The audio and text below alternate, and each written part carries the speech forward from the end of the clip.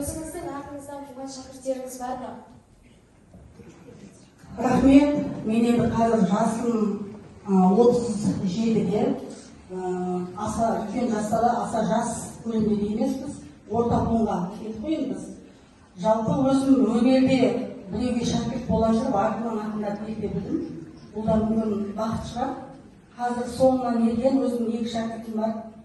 Біреуі қазір Шымкентте Назарбаев зияткерлік мектебінде қазақ тілі әдебиеті пәні мұғалімі, әрі сол мектептің тәрбиесі жөніндегі орынбасары Абылай Құлтай деген мектеппен баулып, сол жігітті республикалық деңгейге шығардым. Екіншісі қазір осы Венгрде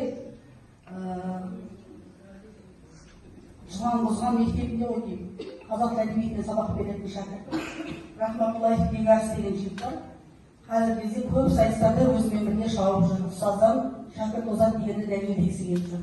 Жалпы мен енді бұл шәкірт бол дегенде олардың аузына сөз салып берген ғой, Құдай талант бермесе, олардың бойында сондай талант бар, кішкене бағыт беріп, оларға ұстаз атанған жағдайым бар.